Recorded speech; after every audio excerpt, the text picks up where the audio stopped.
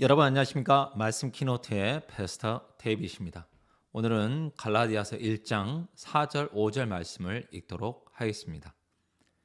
그리스도께서 하나님 곧 우리 아버지의 뜻을 따라 이 악한 세대에서 우리를 건지시려고 우리 죄를 위하여 자기 몸을 들이셨으니 영광이 저에게 세세토록 있을지어다.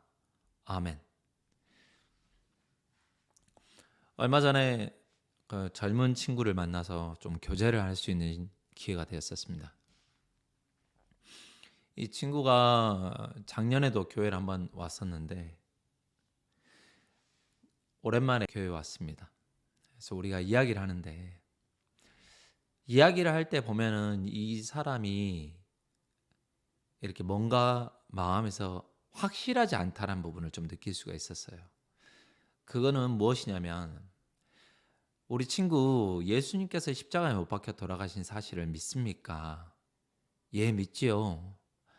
우리 친구 그러면 마음속에 있는 죄를 예수님께서 다 담당하셨다는 사실을 믿습니까? 예, 믿습니다. 근데 왜 우리 친구는 계속 죄 짓고 살아요?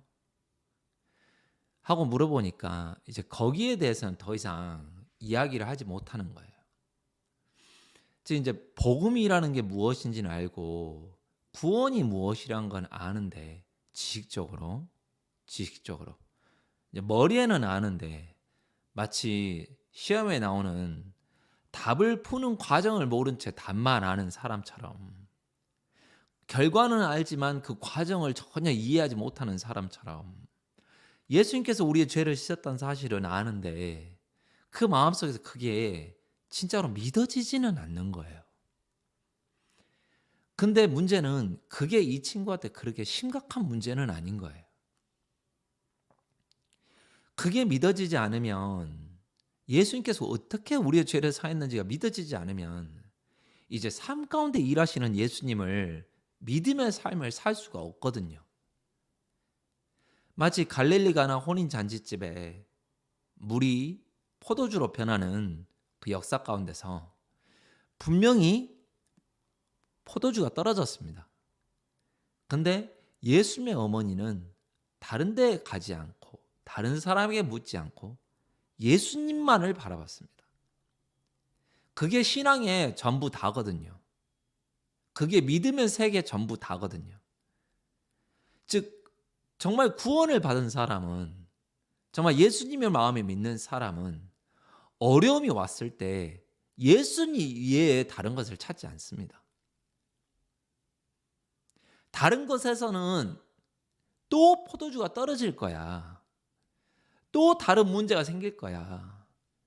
그래, 지금 이 문제는 내가 내 능력으로 또는 내 기지로 또 내 수단으로 방법으로 해결할 수 있지만 근데 그 다음은 어떻게 할 거냐.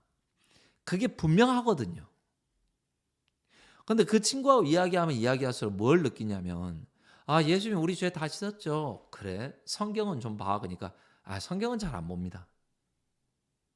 아, 그래? 왜 잘 안 봐? 말씀을 읽으면 말씀이 우리 마음에 소망도 주고 힘도 주고 하는데 아, 좀 그러네요. 잘 안 보게 되네요.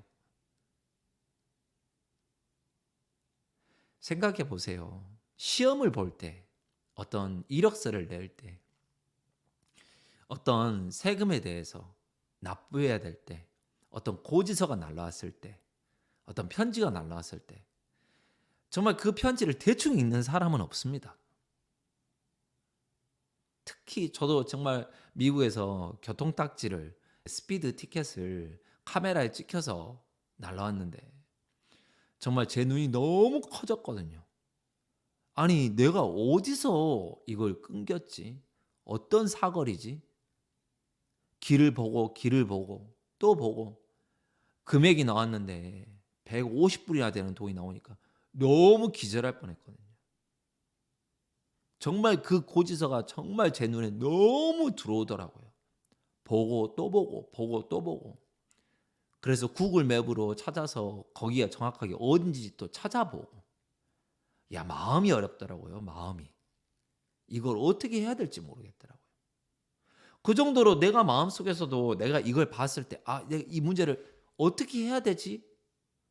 하는 마음이 들면 그거를 자세하게 보게 되고 찾아볼 수밖에 없는데 그 친구와 대화하면서 느낀 거는 전혀 예수님께서 우리의 죄를 사했다는 사실이 마음속에 감사하지도 않고 그게 마음에 와 닿지도 않구나.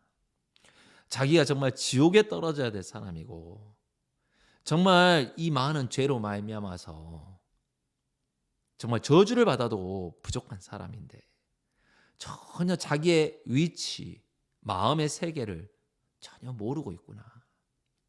그러니까 그 친구에게 예수님께서 네 죄를 사했다는 사실은 그냥 하나의 지식인 거예요. 예, 감사하네요. 예, 땡큐 갓. 뭐 이 정도 수준인 거예요. 그렇기 때문에 다시 성경을 볼 이유도 없고 예수님을 믿어야 될 이유도 없고 그런데 그럴 만한 이유가 있어요. 이 친구가 잘생기고 나이도 어리고 젊고 힘이 있고 또 좋은 직장에 다니고 있고 돈도 잘 벌고 있으니까 전혀 문제가 없는 거예요. 제가 그래서 그 친구한테 이야기했어요. 신앙은 맞는 키와 같다.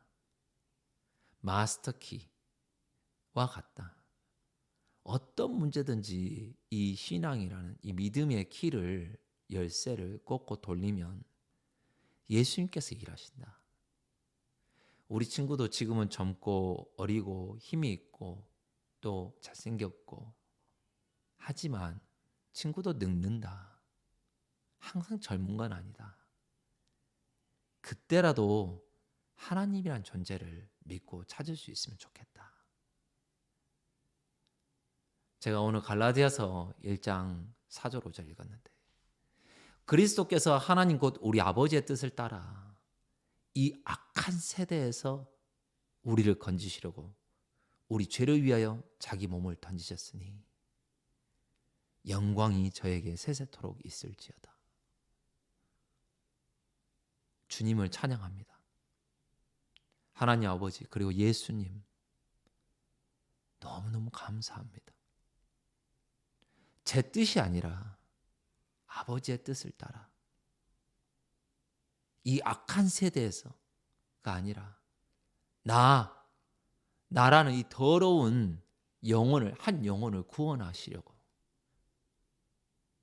죄를 위하여 하나님의 아들 예수님께서 십자가에 못 박혀 돌아가셨습니다.